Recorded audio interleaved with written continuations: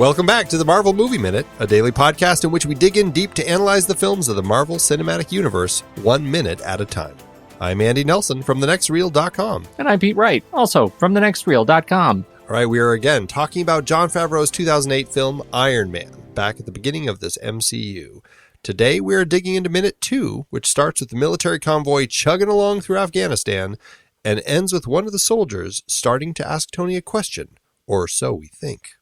I think of you as a soldier first, Andy. If I was at all dubious about watching this movie 1 minute at a time, when you brought this idea to us, this minute actually makes me feel good about our decision to go forward with it because it's so good. It's so good. It's a minute, and it's the second minute in the stinking movie, and our introduction to Tony Stark is perfect. What's great about the intro to Tony is, well, first, I mean, we should say, you know, we spend a little time outside of the Humvees. We'll get back to that. But the intro to Tony is his glass of alcohol. And we are looking at a close-up of his hand as he's holding this glass in front of him. And then the camera tilts up and rack focuses to the soldier sitting next to him before we even cut to Robert Downey Jr. And knowing the history of Iron Man and Tony Stark and how he was a horrible alcoholic, and has had major issues with his alcoholism through a number of the story threads. It works brilliantly to start that way, but also, even if you don't have that sense of the backstory of who Tony Stark is, just seeing this rack of Humvees rolling down the road, and here is somebody sitting in there with a nice glass of alcohol, even if you don't have that backstory of who Tony Stark is, before we cut to him, you still get a sense of who Tony Stark is, right? Oh, it's perfect. It's perfect with the glasses and the suit and the way that these soldiers in the truck with him are looking at him with such fear and clearly awe, intimidation, admiration, all of those things. They're terrified, these kids. And he knows it, and he plays off it perfectly. The comedy is just great. And I don't know, this is one of those things, you know, when I can't see now because of the rule, I can't talk about it. I want to talk about it. I'm not going to talk about it. It's as if they were channeling Robert Downey Jr. when they wrote the part in the comics for Iron Man, right? That's perfect. That's absolutely true. And that's why it ended up being like the perfect casting to have Robert Downey Jr. playing Tony Stark, because one, he's always been, since I knew him, an actor. I mean, his father, of course, was already in the industry. And so he's been acting since a young age and grew up in the industry and always has seemed kind of like that Tony Stark, maybe not the scientific genius or any of that, but certainly the playboy, you know, the one who abuses substances. That really seemed close to home for Robert Downey Jr.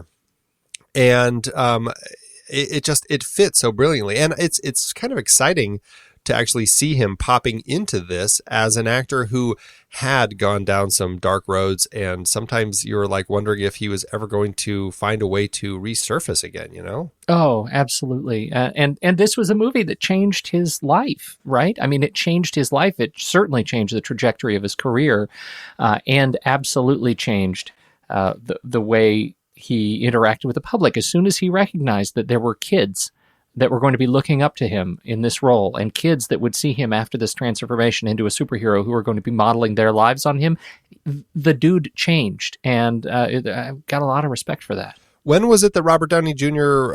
Was arrested for, he was on something and he broke into some house and fell asleep in some kid's bed? And he did, and yeah. The parents called the cops. Yeah, when was that? That was good. That was, well, so it was 96. It was the middle of 96, and he had already been arrested for possession of heroin and cocaine and an unloaded .357 Magnum handgun while speeding down Sunset Boulevard. It was a month later, while he was on parole, that he trespassed, right? He went to a neighbor's home while he was high and fell asleep in one of the beds. And so, 3 years of probation, lots of drug testing. This was in the late 90s, right? 90s, 97. He missed a drug test and went to jail for 6 months in L.A. And what's crazy is he's always been working. Like, that didn't stop him. He didn't have like a series of years where he was doing nothing. No, right? he's arrested again in '99 for the same thing. Yeah, exactly. I mean, he was always having issues, but he's always popping up in stuff. I mean, and he had a huge boom in his career, I guess you could say, in the early 90s when he was getting an Oscar nomination for Chaplin. And he's just in a ton of stuff. And I'm always amazed that he had such a busy career. And in a movie we love in the mid-2000s, Kiss Kiss Bang Bang, which is a fantastic film. But really, it's this film that is the one that pushed him into a totally different realm of his career and popularity. And it's just amazing that it kind of, I mean, this is a guy who had been acting since the, as a kid in the 70s. And here he was in 2008 turning into this mega actor because he's in a superhero movie. And I just have to say, not to completely belabor all of the drug stuff, but he was still in and out of jail, in and out of conviction for drugs through 2001, 2002, when he was on Ally McBeal on TV. I don't know if you remember that. Did you ever watch the Ally McBeal show? Right, he was her love interest, and he was facing 4 years in prison while signing a contract for 8 more guest shots on Ally McBeal. Like, the guy had completely lost rational sense of his own trajectory, and that is not a long sort of stretch between Ally McBeal 2001 facing 4 years in jail and this movie. He was going to do Melinda and Melinda with Woody Allen, but he couldn't get insurance for it because of all of his stuff. So he was not a bankable actor in the mid 2000s, like not even close. So that he made this kind of turnaround is extraordinary. That's why he was in a lot of smaller parts or indie films, things that, you probably didn't need to worry about that sort of stuff as much. And I think that's largely how he was kind of just getting by with everything that he was doing. I have to say, it's a thrill seeing him in the role of Iron Man because he just fit the part so well. And I remember, I mean, I didn't know any of the Iron Man backstory when I first saw the movie, so I didn't know he had been an alcoholic and all this. But again, going back to what I said earlier, he seemed like the perfect actor to play a rich playboy who falls into this whole thing. And that fit really nicely. And I liked that side of Robert Downey Jr. And I think the way that the screenwriters wrote this opening where you meet him and you have this group of soldiers really nervous about being with him in the Humvee, it's very much this sense of, this big personality who is very comfortable kind of helping these people get through their uncomfortableness with him and working through it and just turning a place that's kind of a little awkward and intimidating into a place that's fun. And we get that over the course of this minute.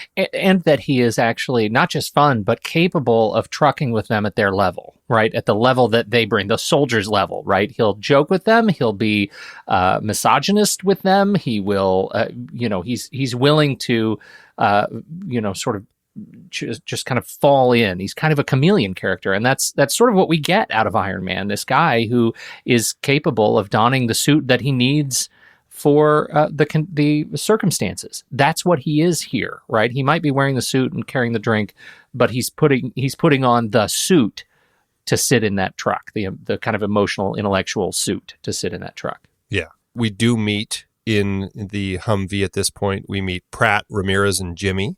Pratt is played by Garrett Noel, who is he is sitting up in the passenger seat. He is an airman first class. Jimmy is in the back seat, sitting next to Tony. Young little Jimmy, played by Kevin Foster. He's an airman, and Ramirez is a senior airman. She is played by Eileen Weisinger, and she is driving the Humvee. What did you think of these three? How do they play opposite Robert Downey Jr.? Well, they're perfect, right? They're fawning fan people. Right. And that, that first joke, is it cool if I ask you a question? Yes, it is cool. How many times have you tried to work that into conversation because it's such a great line? Right. The answer is always. You always try to work that into a conversation because it's a great line. And it says a lot about you, I think. I think Tony probably pulls it off better than I do, but it tells a story. So the language, the vernacular, the banter between them is perfect. Good God, you're a woman it's not a thing that you say to people, but the fact that she smiles, the fact that his delivery is so perfect, the thing that they're able to play off that as a line of introduction, and it doesn't come off as something that is as wildly insulting as it should be. Right, because it's Tony and because he Right. is pulling it off. And Right. and maybe in the days of Me Too, like it's not going to work out quite as well. We can discuss that more tomorrow's episode as well, and see what we think. Yeah. But I do think that these three play off of him nicely. Garrett Noel, he's the passenger. He also ended up in Cowboys and Aliens with Favreau Right. at the helm. But really kind of a small career so far. Hasn't done a lot of acting, although it looks like he has been doing some directing and has 2 projects in post-production right now that he wrote and directed. So I'm curious to see what happens with those. Are you familiar with him from anything? Any No, of I'm those not. projects? No, that's all news. All news. Did you to see me. Cowboys and Aliens? Because I missed that one. Yeah. I just missed it. Yeah, that's very gracious. But I'm going to out myself, Andy, with this particular movie. That not only did I see it, I quite enjoyed it, and it's in my collection. Oh, really? I am one of a couple of people I think that saw that movie and actually quite enjoyed their time with it. So yeah, that's me. Wow, there you are. What of it? Okay, hey. Next is Cowboys and Indians movie minute. I think that's great. As soon as we're done with this, As soon as we finish these ones, do you remember Garrett in that film? He played a gang member. I'm sure that helps you pinpoint him. I regret to tell you I don't. I don't remember Garrett the gang member. Oh, so funny. I maybe I haven't watched the movie quite as closely as I need to. Right. Kevin Foster is Jimmy. He was in Jurassic World as an ACU gunner. Do I don't you know if that remember helps you. him? I don't remember him, unfortunately. This may have been their big roles. They have good strong lines. They're funny. Well, he's done a lot of stunt work as well, a lot of stunt performing. And so I am wondering, although he didn't do stunts in this, but he did do it in Live Free or Die Hard, which is a film that we talked about on our other show. We sure did. And in X-Men First Class, Transformers Dark of the Moon. So he's done a bunch of... Oh, and Sharknado. Look at that. Did some stunts in Sharknado. Right. Now I remember. Right. But no, he's acted a lot too. And, other war movie, he did Jarhead. And then right after this, he did Drag Me to Hell, which I think is fantastic. But so I've seen stuff that he's been in, but I think that this little eager-eyed Jimmy is the way that I remember him. I don't think I could pinpoint him from something else just from this role. What about Eileen Weisinger as Ramirez? She is another somewhat familiar face, but not super familiar. And so I don't think it's probably somebody that I remember very specifically from a film.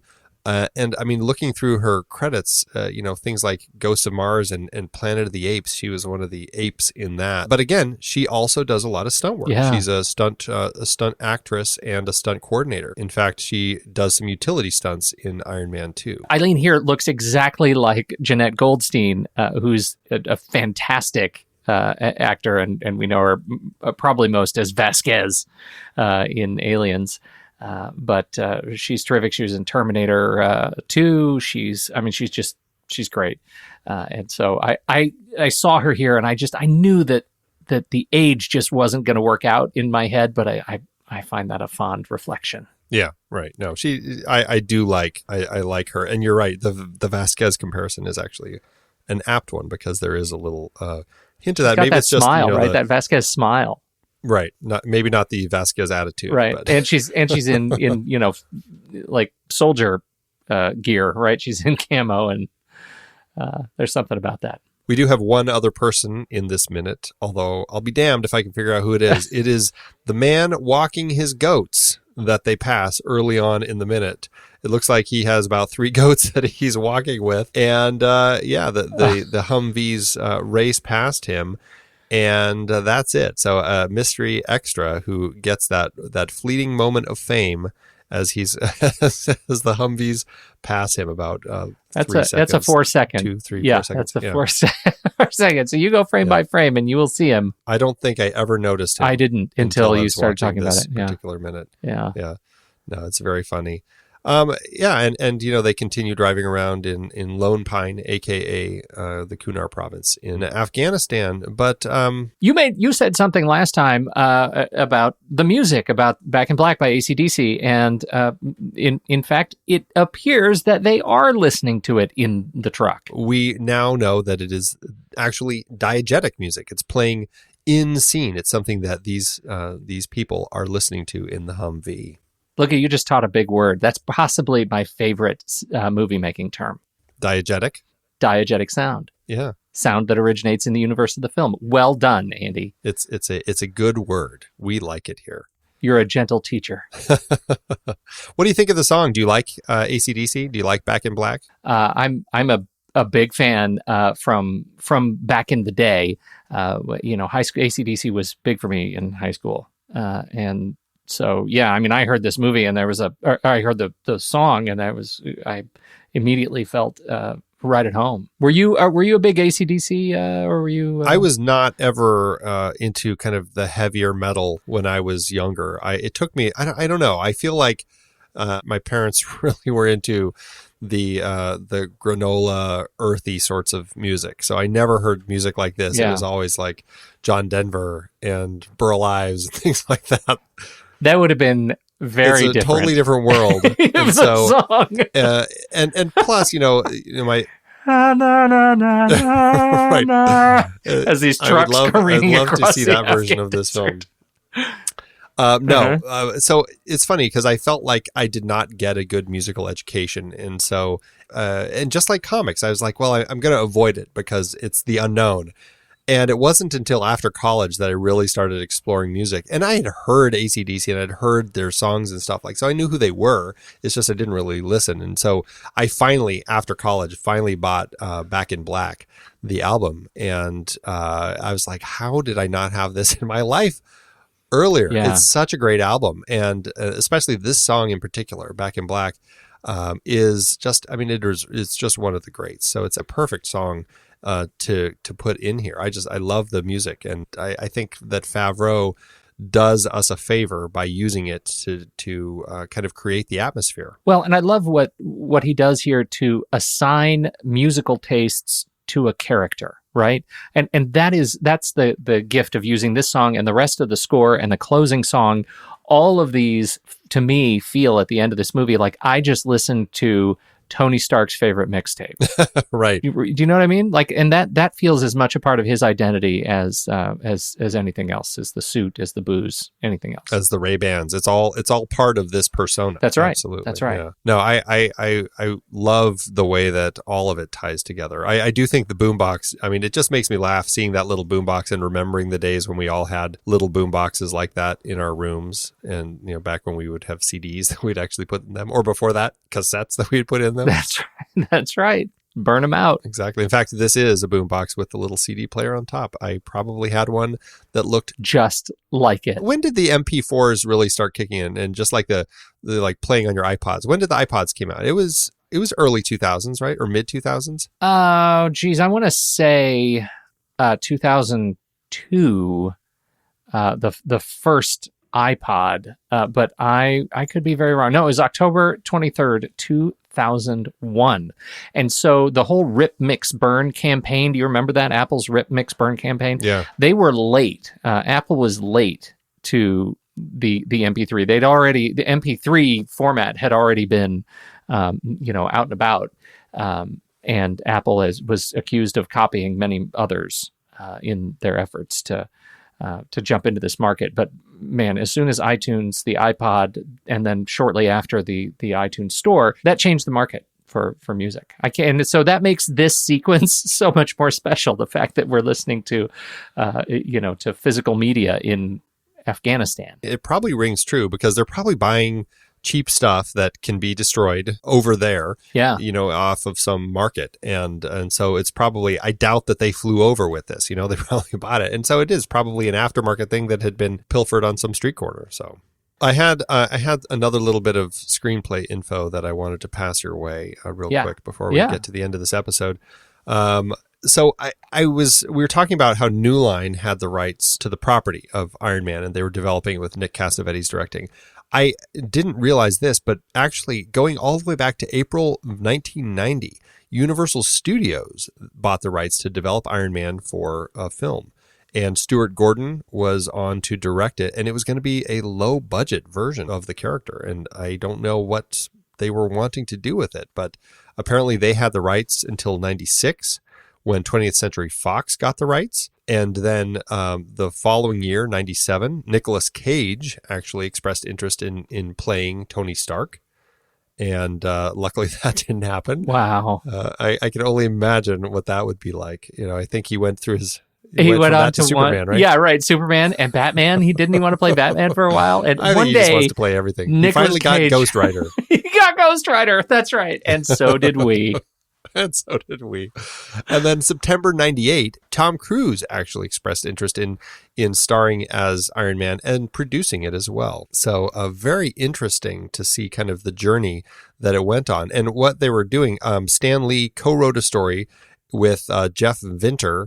This is the Tom Cruise era. It was creating a new science fiction origin for the character, including several inventive suspense sequences and showcasing a villain who was a giant head in a floating chair named MODOK. Oh, MODOK. See, now there's a character I know. I don't, but I feel like I've seen that character, the giant head in a floating chair. Well, you certainly have. It's also kind of a central character in some of the video game. They've used it a bunch. It's been around. Okay. So let me just read this to you because it's just an interesting journey that the script took.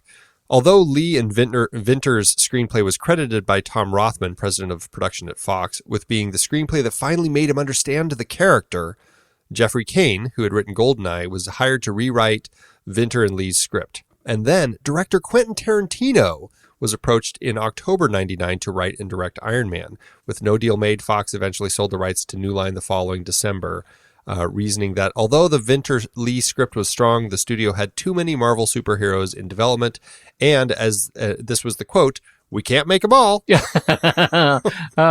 And so New Line had it. It was being developed by Ted Elliott, Terry Rossio, names we are familiar with, along with Tim McCanley's. And then McCanley's script used the idea of a Nick Fury cameo to set up his own film, Fury's own film, and that was the origin of the idea of bringing Fury in as a little cameo.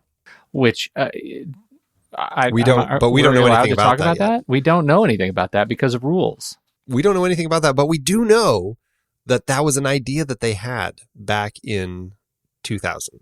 That's fantastic. It's foresight.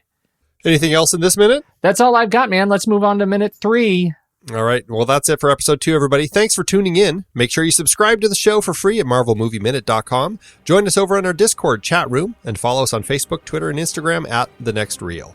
And if you like what we do and want to support us and in turn get some cool stuff, become a patron over at patreon.com/thenextreel. Until next time, true believers.